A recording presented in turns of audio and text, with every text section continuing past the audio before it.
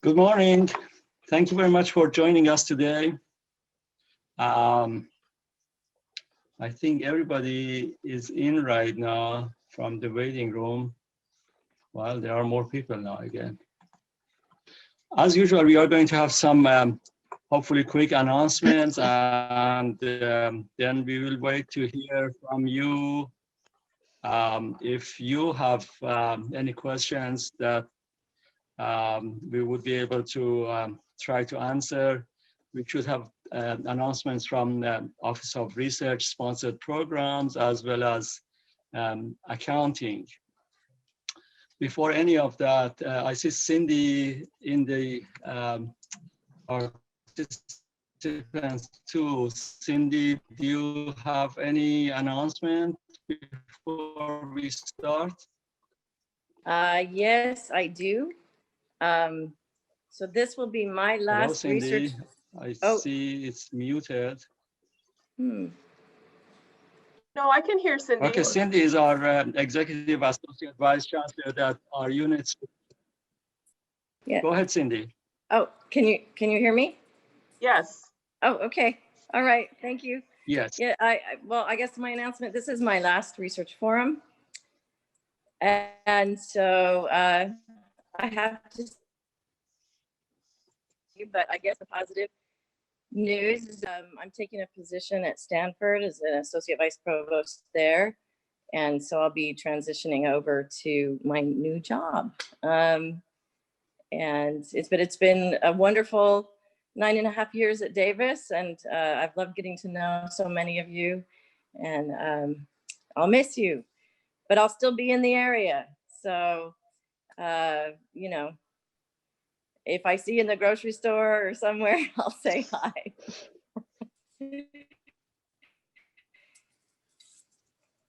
Thank you, everyone. Thank you, Cindy. Cindy, this is obviously, as you said, you have been here 9.5 years. You have done a lot from not only our office, but the whole campus. Oh. You will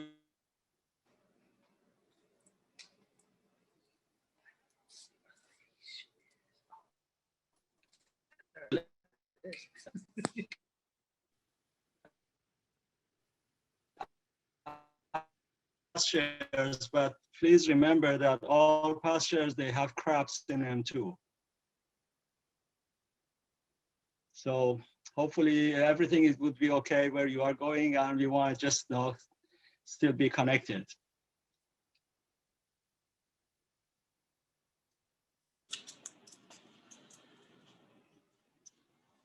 Okay. So let's see, Grace or Kelly, do you want to start your updates? Sure, I'll go ahead and start with proposals. Good morning, everybody. I just wanted to provide a little reminder to everyone that proposals is really hard at work Monday through Friday from 8 to 5, but we are closed after 5 and we're closed on weekends and holidays. And we do that because we believe that being transparent about our hours is really important and affording our staff a work-life balance.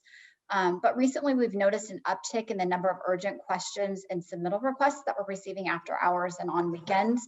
So we want to make sure that everyone's aware that our hours have not changed, they remain the same. And if something is sent in after 5 o'clock or on weekends or holidays, we will reach out to you just as soon as we reopen the office after the weekend or holiday break. So just for the sake of clarification, if somebody emails us at 6 o'clock at night on a Friday night wanting us to submit something on Saturday, it won't be submitted until Monday morning, shortly after 8 o'clock. So if there's any questions about that, please let me know.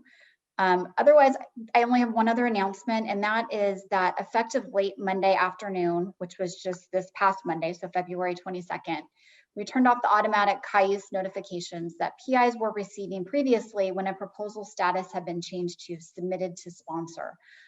In most cases, that Cayuse notification was received by the PIs and department administrators after a SPO analyst had already reached out and provided them with email confirmation that the submission had been completed, or had provided that PEI already with authorization to directly submit the proposal.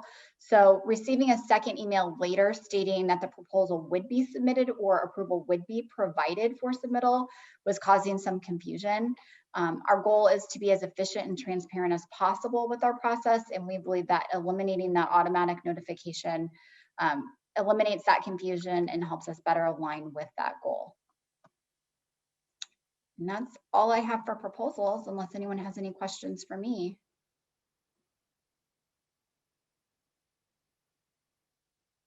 Yeah, I know Okay, we're thank preaching you, to the Kelly. choir. Thank you. I was looking at Gwendolyn's comment. I know you guys always do a really good job of letting PIs know, but I feel like the more we can remind people, the better we are. Yeah, we have a part of this is that I think last the Monday that it was holiday, there were some emails that the expectation was that things would happen on Monday, but Monday was holiday. So as Kelly said, just days that are university holidays or weekends, the fact that we are almost all of us are working from home is not going to be any different from when we were in the office. So there shouldn't be expectation that people would be working those days. If there is no questions for Kelly, we can go to Grace. I don't see in the chat. Is there anything else in the chat? Any questions? I don't see any there. So Grace, go ahead. All right, good morning, everybody. Just one quick update about SPO personnel. We are hiring a training officer right now. And when we do so, we will make sure that the forum videos from January and today are put up on our YouTube channel. But I know I've gotten some questions about when last month's forum will be put on YouTube, and just hang on for a few more weeks while we get that person started, and that will be on the YouTube channel. And also just another, reach out to the campus. This time is for you guys, and when we have the new training officer, we will have the hands-on lab again on the Thursdays. And what do you guys want to learn about, especially on the award side? If there's any topics you want me to cover, if there's anything that confuses you about the award or post-award process in terms of award modifications or award review, let me know. Okay, we are open to creating new trainings. I know things are always changing, so yeah, shoot me an email and let me know what you would like to hear about. Otherwise, that is all for me. Thanks.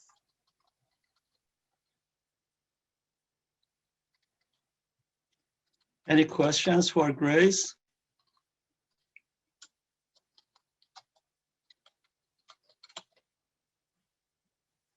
I don't see any in the chat either.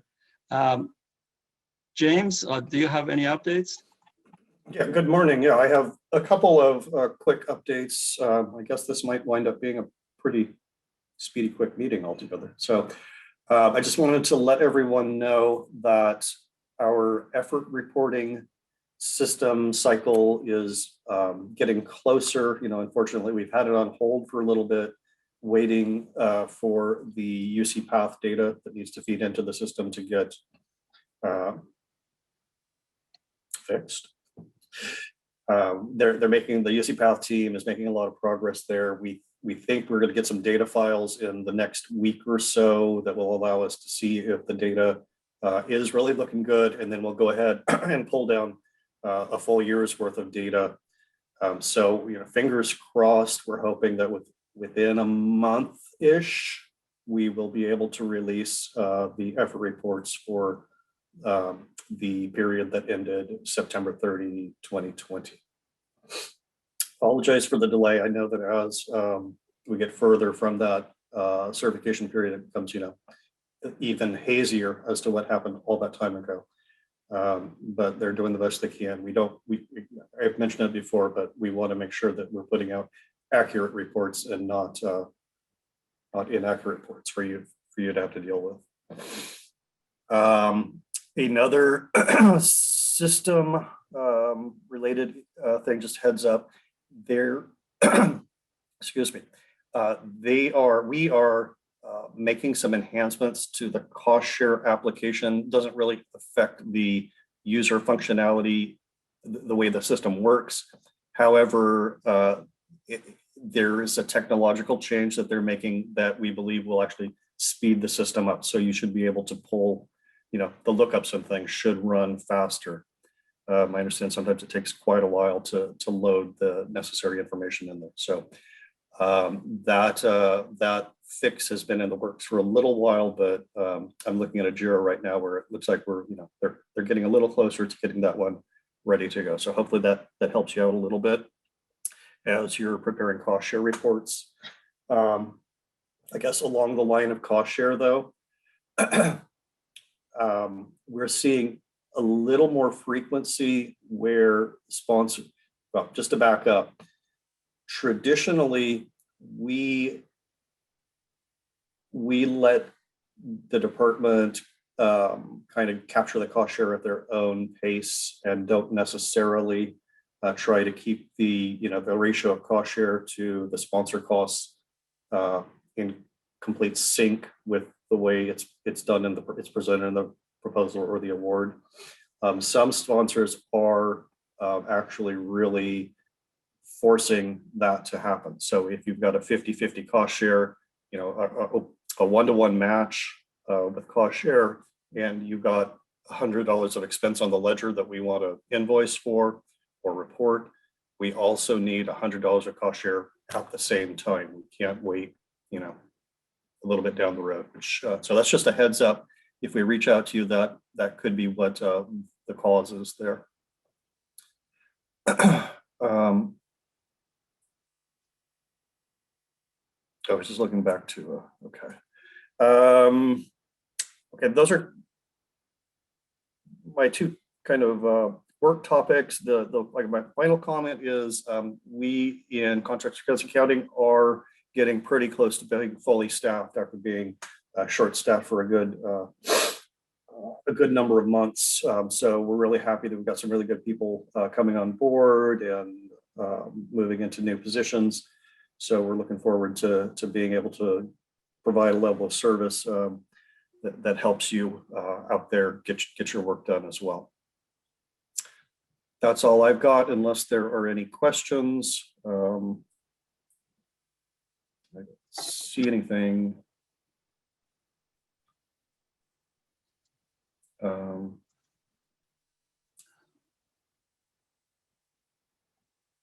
And Gwen, if the question about career tracks was directed at me, I wouldn't be able to answer that. Yeah, I'm not sure what the answer is from our offices regarding recruitment. Yeah, regarding recruitment, you know, sponsored programs has a huge number of vacancies. We are, I think we are having some 7 or 8 vacant positions. We are trying to fill them. The market as is, it has not been helpful. The campus has not made any decisions to the best of my knowledge regarding if we are able to recruit from outside the area. So lots of limitations we are facing. The budget issues are there. So our service obviously is affected, and that's to be expected. In all of the areas of Office of Research, we have vacancies in awards, in proposals, in negotiation team. 7 out of roughly 40 people is a huge number to be missing. And thank you to members of sponsored programs that you know, you are doing a great job meeting the demand of the campus, but I'm sure our colleagues on campus also know that there is no way that we would be able to provide service as if we are fully, we have all of the individual positions filled. It's just that's how it is. Also, you know that I had reported at the end of last year that we lost several positions to the budget cut. So that affected us too, and that's affecting us. Lots of people are working extra time to meet the demand of the campus, but there's a limit how much we can do. So hopefully some of the positions that are open would be filled. At Grace said, the training position hopefully should be filled in next couple of weeks or so.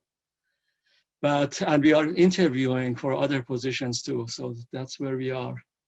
Getting back to what James, you were saying, I highly doubt that there is any updates, but are we ever going to hear anything about indirect costs? Our agreement is really old. It sure is. I don't have any updates. The last I heard is they were working on it. So Okay. So still the numbers okay. are. Go ahead, So Grace. I had heard from Mike LeGrand that in fact we did hear back from them saying they were ready to start negotiations after all these years. So it is in the works. Okay, James, Okay. can you answer Evgeny's question? And then I'll circle back to Gwen's question about recruiting.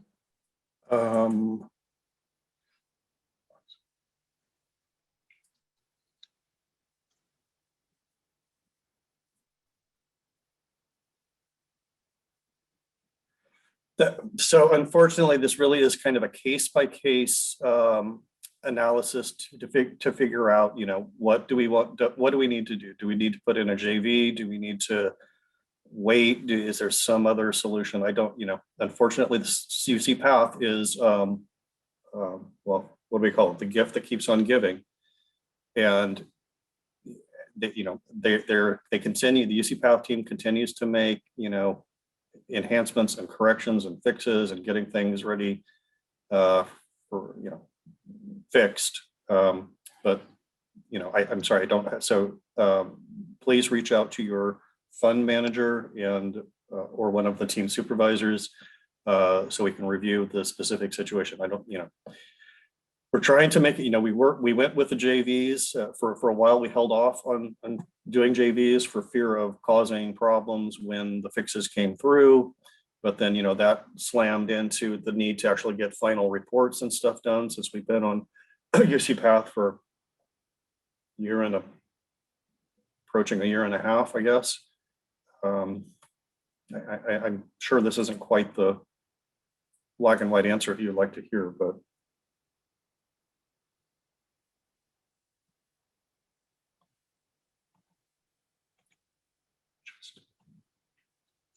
and for that last week, well, and that was exactly the reason that we were holding on. Well, that was a huge part of the reason we were being careful with it, was because there is that interplay, because the UC path data is what feeds into effort reporting. So if we do JVs, that is not picked up in effort reporting. So it's just a little bumpy, rough time period we're still working with that system.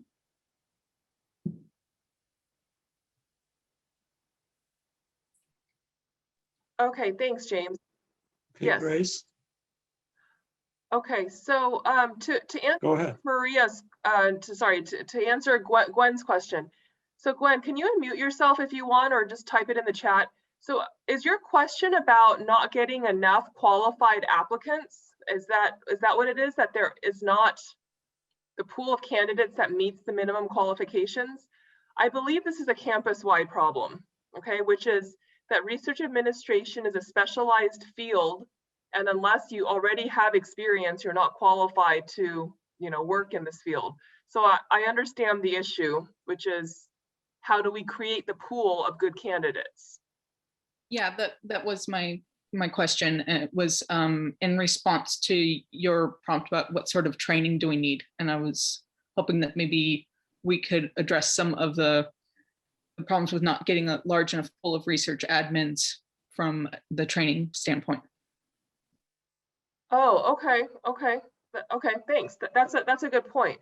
Up to now, we had always thought of the SPO SDPS courses as training for those who are already in the research administration roles, or for those who want to transition into grants management. But what you're asking is, you know, maybe how to give people some,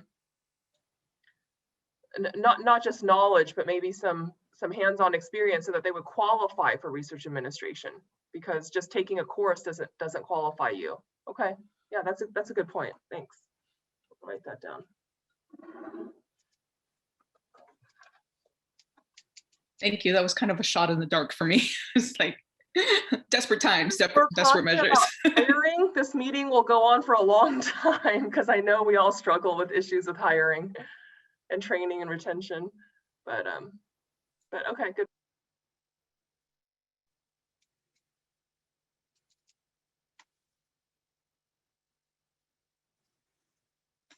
Okay, I'm not sure if there's any other updates. Anybody, any questions from anybody, anything else? Any contribution from members of the offices that you want to share with others? If not, it's like as James said, this is going to be a very short meeting.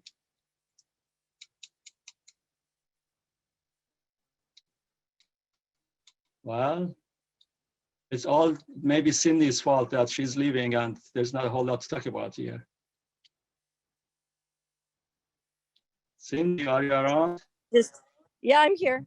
Just make sure you're paying attention to the whole foreign influence issues. With the new form sets coming out and new guidance from NIH will be out soon. So that's, yeah, that's something we really need to make sure we're clean on.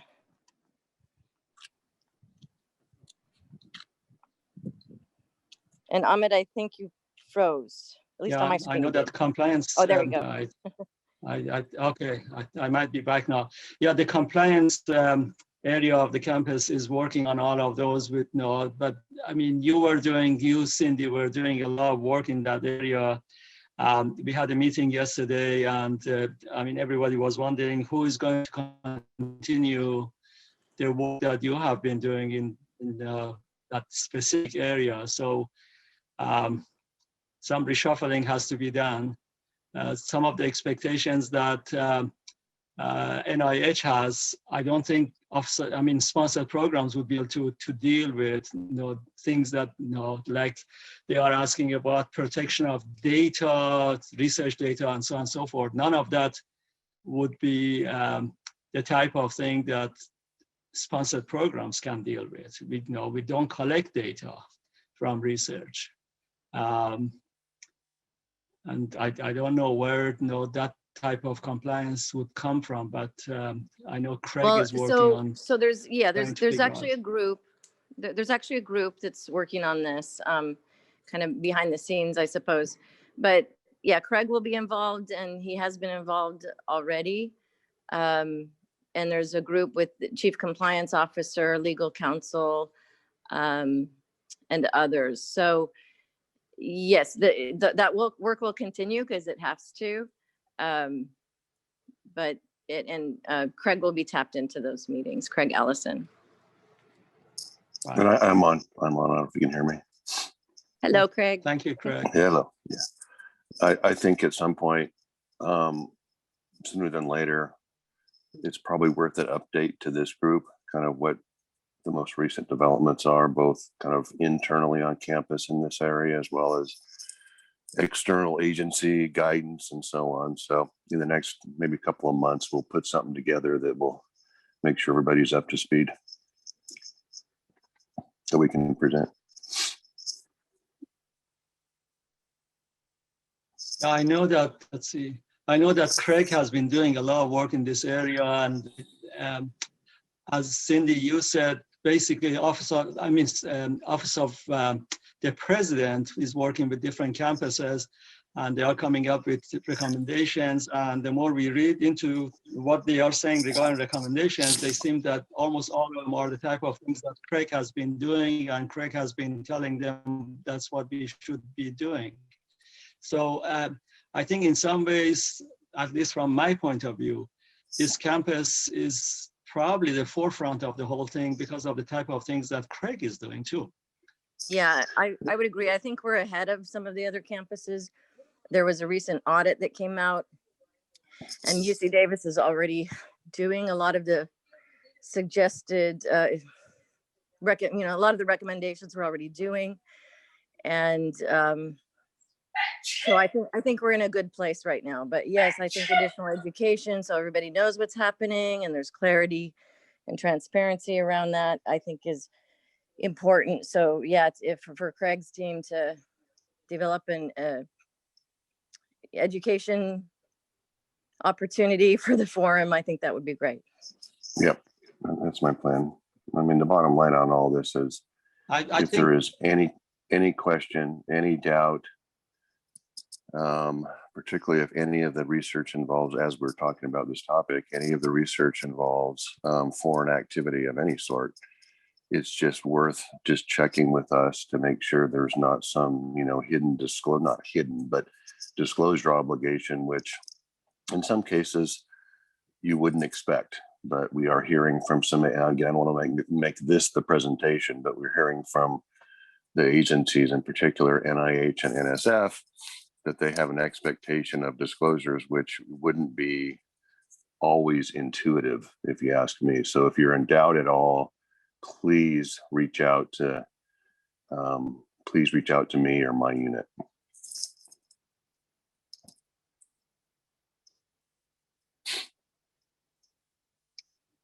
Right. That's all I have. Okay. Yeah. Thank you, Craig. And again, Cindy, you said that lots of the recommendations that Office of the President is coming up with, we are already doing. I go one step farther than that. Actually, from the point that I see these things, the recommendations that they are coming from Office of the President, it seems like are based on what Craig has been saying that we are doing and we should be doing. It's just really from here.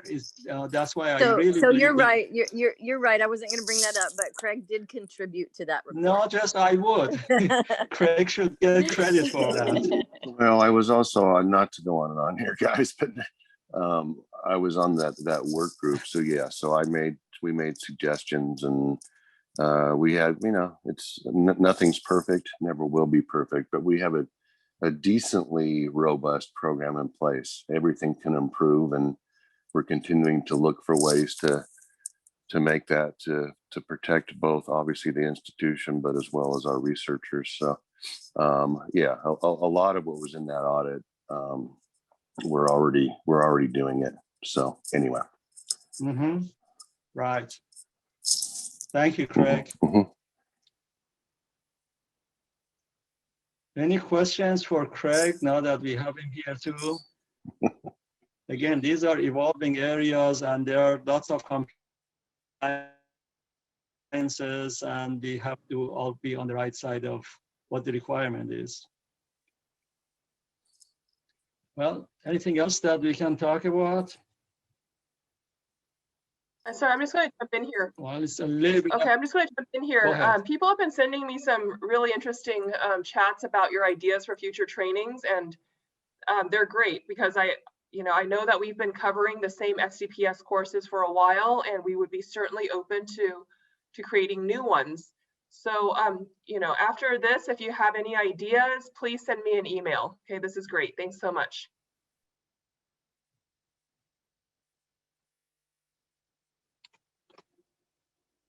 Okay.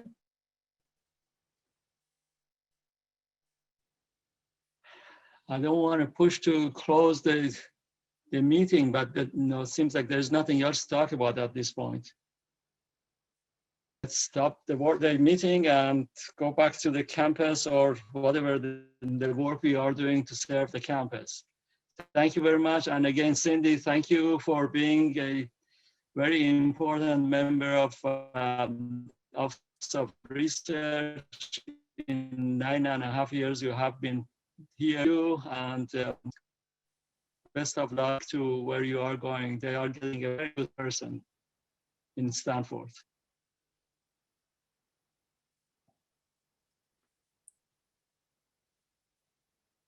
Okay, thank you. So we will close the meeting. See you next month.